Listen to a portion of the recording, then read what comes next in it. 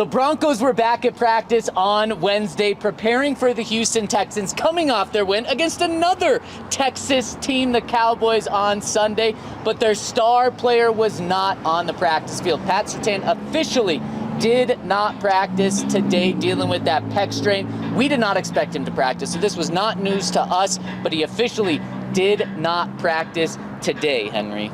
Yeah, like you said, we knew it was going to happen, so it's not big news. Stinks, though.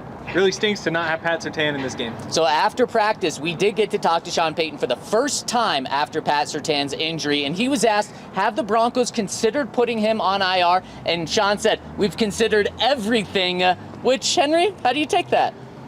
I mean, he's not going to say they didn't consider everything. You got to at least, think it through. No answer.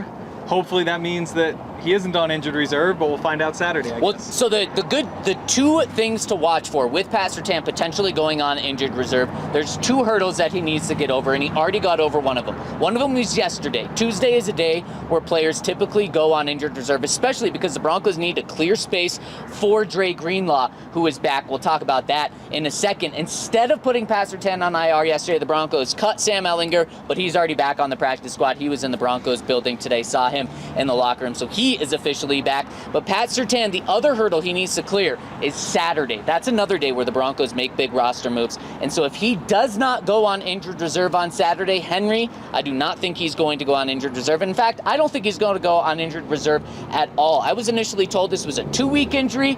Some people reported 4 to 6 weeks. Now it seems like it's going to be closer to that 2 to 3 week period, maybe 4 weeks. But Henry, the Broncos don't play a game in 4 weeks. So I, right now, believe that Pat Surtain will not be going on injured reserve. And I actually saw Pat in the locker room, and he seemed in good spirits there. So we will continue to watch that, but don't expect him to practice this week. Don't expect him to play on Sunday. And like Henry said, he will likely not play this Sunday. Pat, on his podcast, though, Close on Sundays with Pat and Terrian, said he's, quote, will be back in no time. So maybe some positive news there.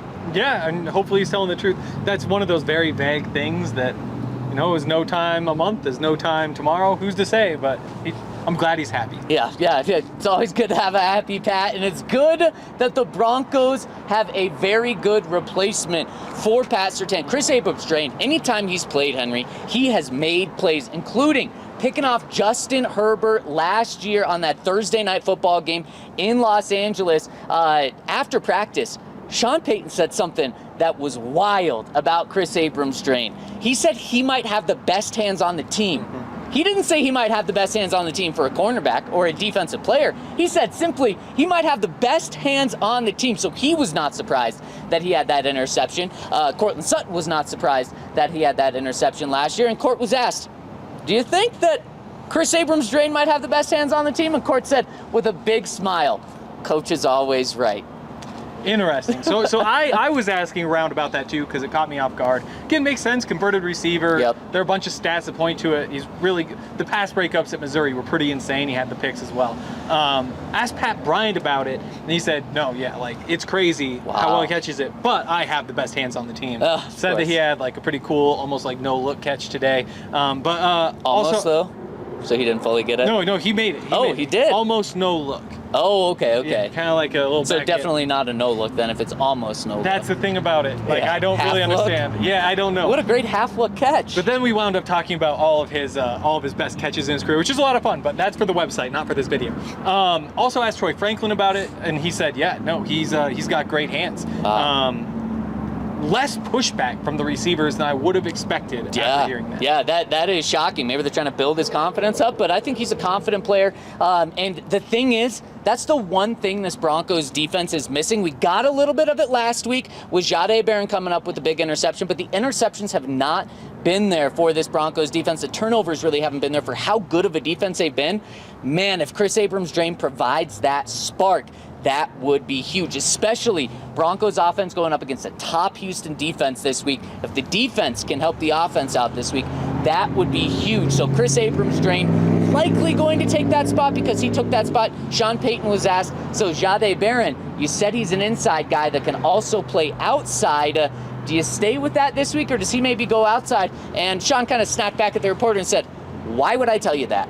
Yep. Why would I give you that information right now? So I do think that Kris is going to take that job for Pat Surtain this coming week, adjust from there, but Jade does have that ability to go inside and out. Yeah, no, I mean, that's the best bet. That's what we saw last Sunday. There's a chance they just didn't want to mess with the other packages. If you take Jade out of his normal role and his normal package in the defense, then all of a sudden you're making 2 substitutions instead of just 1. So there's a chance that just for the clarity, consistency's sake, it makes more sense for a mid-game substitution to be Kris Abrams-Draine. I would guess, though, that it's a sign that they like him better on the outside. Yep, and the Broncos won't have Pat Surtain this week, but they will have Dre Greenlaw, who is back from his suspension and officially practiced. Number 57 out there today. Really good to see him back. And what do you think he's going to add to this defense this week, Henry? I mean, he's physical. I think he's going to add about 25, 30 snaps if we're getting real specific. Okay. We'll see where he is with the snap count. That'd be a little step forward. Because he was at 21 the first game he played, 21 snaps. Do you think he just takes a little step up? Well, after a week off, I would imagine it's not a huge step. Who's to say, though? It's going to be good to see him out there. It's a lot of fun to see him out there. Luckily, the Broncos linebackers are playing well, as much as the internet hates to agree with that. They're playing really, really well right now. So if you do only get him for 25, 30 snaps, it's going to be just fine. Yeah, shout out to Alex. Shout out to Justin as well. Of course, Singleton and Sternad there. 2 guys that the Broncos did not have at practice today, along with Pat Surtain. No Nate Adkins and no Marvin Mims. Neither of them are a surprise, Henry. We talked about how Nate Adkins might be a candidate for the injured reserve. He did not go on it yesterday, but the Broncos did sign his replacement, which we'll talk about in just a second. And Marvin Mims, there was no chance of him being able to practice today because of the concussion. He has to work through the concussion protocol. The big day will be to see if he's doing a little bit tomorrow and then more on Friday. That will be more revealing whether he will be available for this game against the Texans. Yeah, we'll see how it goes. I had forgotten he had the concussion and saw him walking around. Nothing really stood out in hindsight. I almost went and talked to him, but he was like kind of busy, so I didn't bother him. And I'm glad in hindsight that I didn't go and try to talk to him. That's big no-no in the media world. Can't talk to injured players. Especially with the concussion. Yeah. So good on you for not realizing, lucky but on still me. just, lucky on you. And Henry, the Broncos signed the oldest tight end in NFL history to kind of replace Nate Adkins while he gets healthy, Marcedes Lewis. And it's spelled Marcedes Lewis. And someone asked Sean, just what do you think about Marcedes Lewis? And Sean said, it's Mercedes. So pronounce it Marcedes Lewis. No. Somebody asked Marcedes. You say it and you said, it's Marcedes, but people say it all sorts of different ways. Just call me Big Dog if you want. Okay, Big Dog. We'll refer to you as the Big Dog here. Maybe Sean. Do you think Sean referred to him as Big Dog? I don't know, but maybe. That's pretty funny because Sean made it clear. Interesting. Marcedes, Big Dog. We'll stick with that. He is out at practice today. From my understanding, you can tell us the story. He got the call on Monday, had a tryout yesterday. He was at practice today wearing number 89. What's the story of him signing? Yeah, so he believes that it's good for him to once every 6 weeks take a trip to Joshua Tree to reconnect. Sure. And I actually haven't been to Joshua Tree since I was about 3 years old. I've never been. We must be I guess I need to reconnect. Yeah. He said he was in the sauna when he got the call. Thought it was a spam call because it was a Denver number. Didn't answer. Got another call, answered, and everything. One thing led to another. Wow. Guy asked if you can make it to Denver tonight. He did. Now he's here. And talking to guys around the locker room, boy, do I feel old. Because, you ask like Troy Franklin, for example. Do you remember watching Marcedes Lewis play growing up? And he says, yeah, I remember with the Packers. It's like, oh, that feels like a long time ago to you. To me, I remember watching play for the Jags. But no, it's a lot of fun talking to all those guys about it.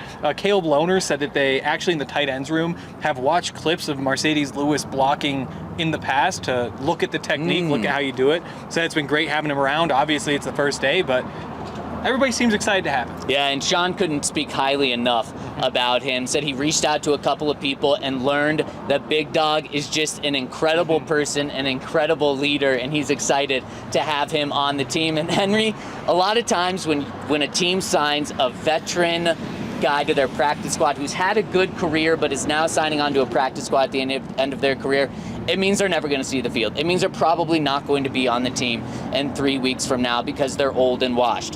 Marcedes, Big Dog, might be an old dog, but I don't think he's washed. I think the Broncos are going to use him this week as a blocking as a blocker on the field, which will make him the oldest tight end in NFL history to play a game. He's 41 years old. His rookie season was Sean's rookie season with the New Orleans Saints. 2006 was when he was drafted. That's, of course, when Sean Payton took over the Saints. That seems like forever ago. The fact he's played football in the NFL this entire time, absolutely incredible. Yeah, like he said he's never had a surgery before.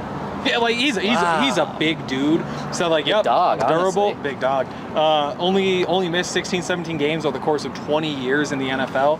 Tough to do, but he's just like, there's some of those guys who are just built for this. Yeah. It doesn't matter who you put him next to. The other guy's kind of small. Yeah. And you're not going to take too much of a beating from a guy who's smaller than you.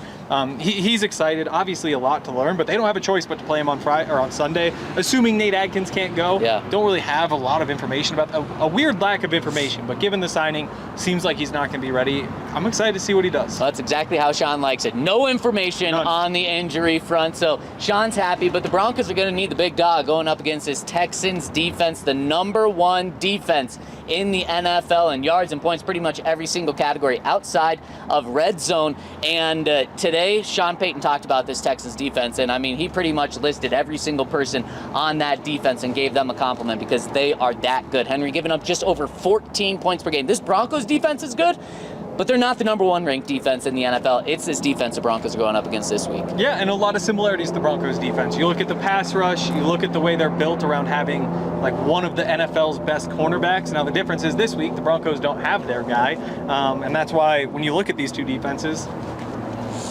Texans defense is better this week. You get Pat Surtain back, you get to have a little bit different conversation, but it's a challenge. That pass rush is crazy. You got to be able to run the ball and stop it. You got to get the screen game going, as much as nobody out there wants to hear that. It's a real challenge. It is a challenge. The Broncos don't have their big dog in Pat Surtain this week, but they have another big dog in the building with Marcedes Lewis. Big update from the Broncos this week. Continue to follow our coverage throughout the week as we learn more about these injuries and just how things are playing out.